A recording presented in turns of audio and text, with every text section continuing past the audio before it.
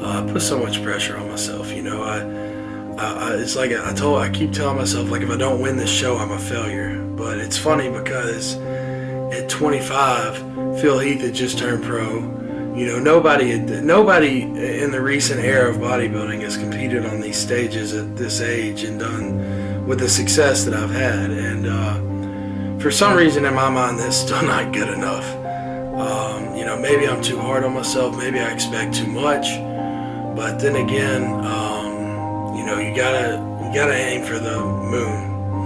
Shoot for the moon, and if you miss, you land in the stars, they say.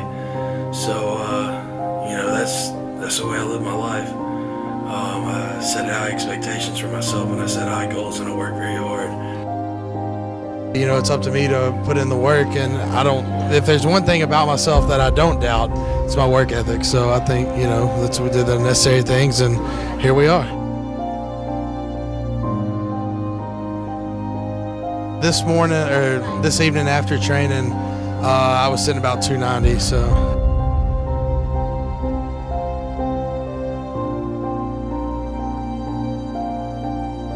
I believe so strongly in, a certain ideal of what bodybuilding was, and I'm pretty sure you know.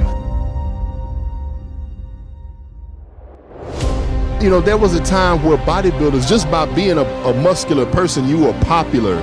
Whereas nowadays, bodybuilders are not popular. They're kind of like underground. It's an underground thing, and we kind of get looked at like zoo animals. And I wanted to bring that appeal back to the sport, to where it's not so extreme and is actually all-inspiring, and makes people want to get off the couch and start exercising and things. And that's what I want to try to do. So I said, you know what? I'm just going to stick with what I'm doing and pray.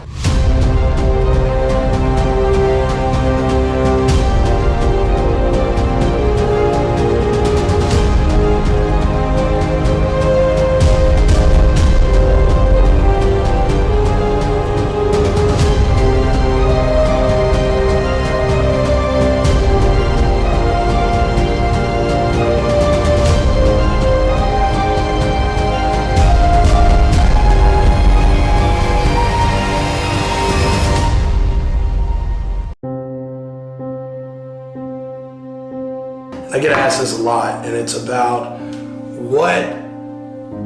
the way I train, do I worry about ending up with Ronnie or ending up like Ronnie?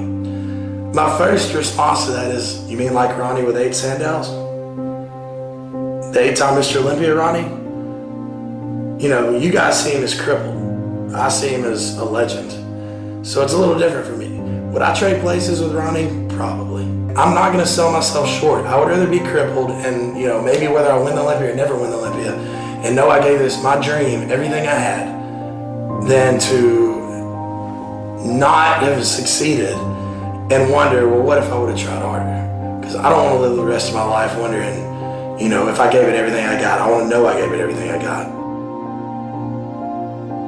Because you'll see a kid on Instagram that do a vacuum pose, he says aesthetics. That ain't fucking aesthetics, you know what I'm saying? You do a vacuum pose. Yeah, aesthetics is about how well a complete object comes together. Flow. I thought he looked phenomenal. I mean, he's got the great symmetry, great structure, great mass. He had the whole package. Great presentation.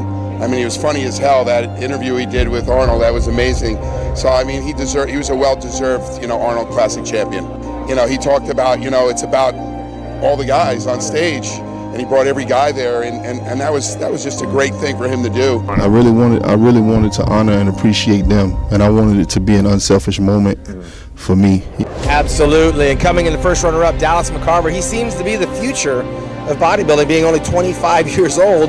He is the future. I mean, you look at him, and you could just see that he's going to be the next guy lining up for winning this show and winning the Olympias. We know about the future, and that looks like it's going to be coming in the form of Dallas McCarver. He's been talked about recently as the future of bodybuilding.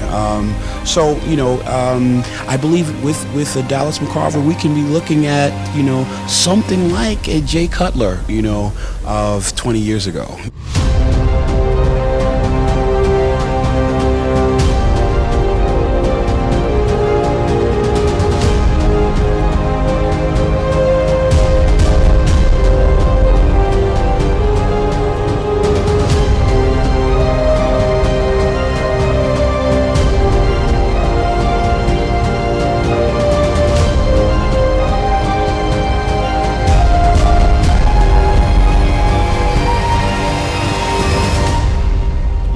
bittersweet.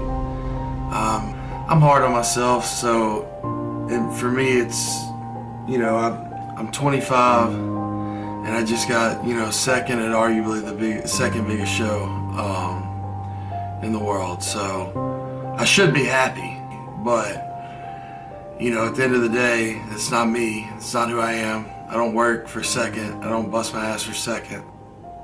But I'll be back. In my Arnold voice, I'll be back.